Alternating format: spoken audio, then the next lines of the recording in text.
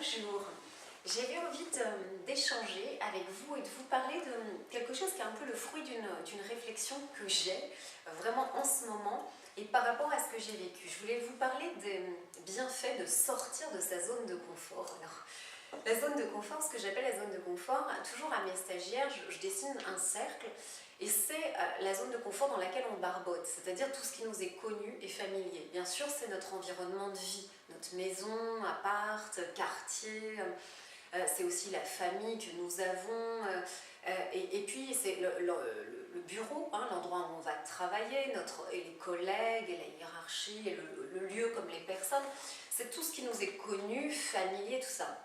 Ça s'appelle une zone de confort, mais c'est pas pour ça que c'est bien. Hein, ça peut être pas terrible, médiocre, voire affreux, mais en général on y barbote à souhait en fait. Ça s'appelle l'homéostasie, hein, je travaille beaucoup là-dessus. C'est un mot biologique qui veut dire l'équilibre dans son milieu. En tout cas c'est rassurant parce que connu et familier, maîtrisé, etc. Et en fait, je voulais vous parler du bienfait d'en sortir de sa zone de confort, aussi au niveau de ses connaissances et de se pousser à s'en extraire. Et je vais vous raconter quelque chose de personnel. Moi, je vais parler de moi. C'est pas quelque chose que j'aime forcément faire tout le temps, mais là, il s'avère que j'ai fait un boulot. Donc, je suis formatrice en communication orale. Hein, mon expertise, c'est la communication orale entre les personnes. Vous le savez si vous avez regardé un petit peu mon blog et d'autres vidéos. Donc, la prise de parole en public, toute la relation interpersonnelle, la gestion de conflits, etc., etc. J'ai une très bonne connaissance, une très bonne maîtrise de ce sujet-là. Et on m'a demandé de faire une intervention sous forme d'une conférence d'1 heure, 1 heure et demie, devant des chirurgiens du monde entier, pour leur permettre d'être bons à l'oral, d'être meilleurs, de ne pas faire certaines erreurs, etc., etc. Et bien sûr, cette prise de parole devant ces chirurgiens devait se faire en anglais.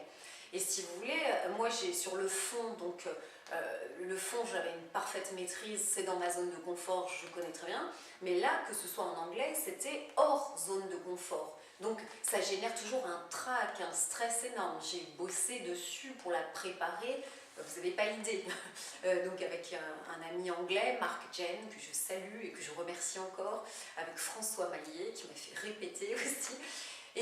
Mais ça m'a beaucoup fait réfléchir sur, en fait, quand on l'a fait, ensuite, une fois que c'est fait, peu de choses en fait dans la vie, on sort très peu de sa zone de confort, au niveau de ses connaissances intellectuelles ou de choses dans le sport aussi, hein, dans l'activité physique ou de créer des choses.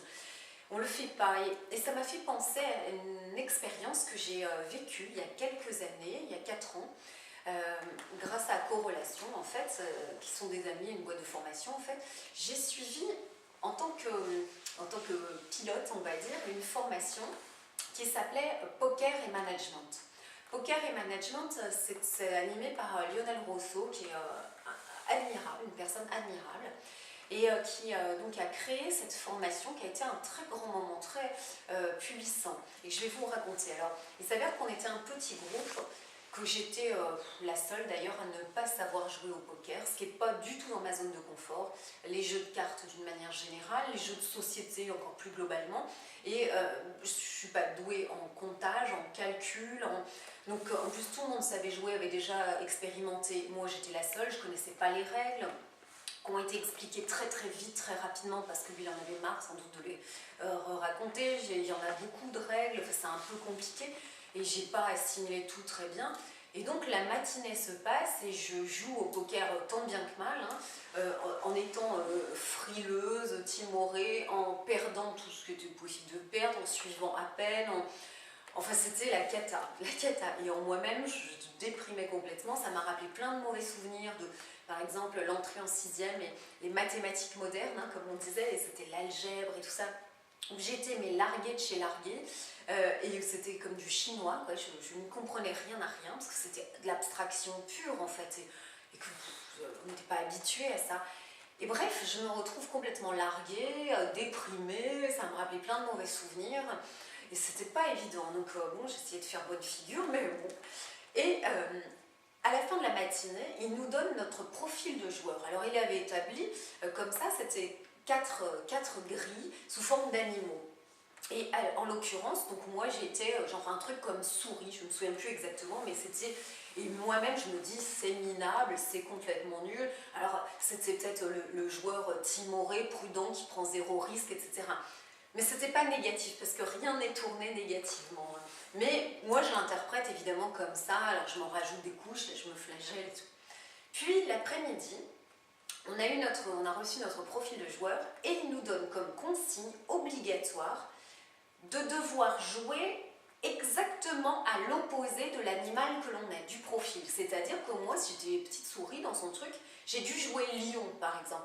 Et devoir jouer lion, on avait une carte secrète avec des consignes, et il fallait des objectifs très très hauts à faire en 1 heure de temps. Dans l'heure qui suivait, il fallait faire des actes, alors j'ai complètement tout oublié, mais mettre au tapis, enfin faire des grandes actions, au moins 3.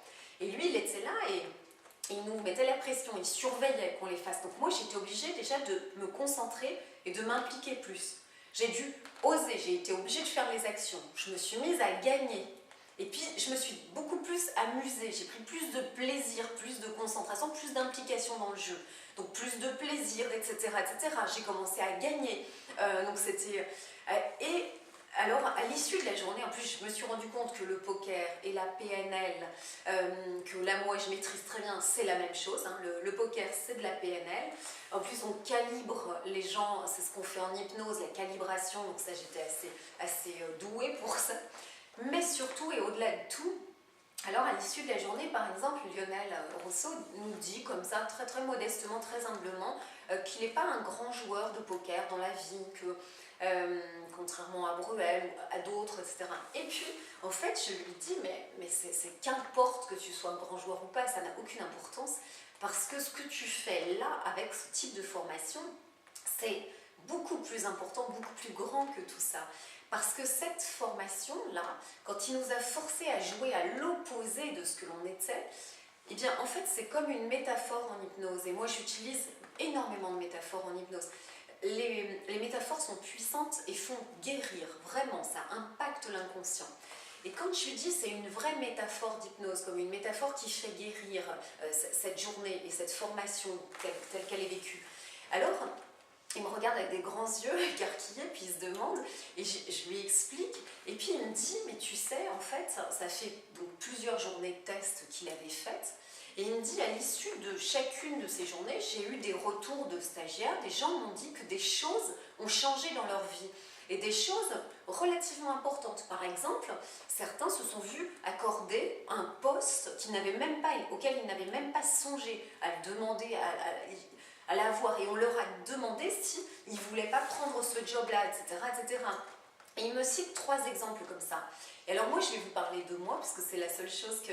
Ben en fait, à titre personnel, à l'issue de cette formation, que j'ai faite il y a 4 ans, maintenant je me souviens, j'ai vendu dans les 3 jours qui ont suivi mon appartement. C'est quelque chose, une réflexion que j'avais avec pareil des peurs, des machins, et 3 jours après la fin de cette formation, de cette journée, j'ai vendu mon appartement en 24 heures en fait. Donc ça a marché sur moi aussi, ça a eu le pouvoir guérisseur ou salvateur, voilà, de la métaphore, d'une métaphore.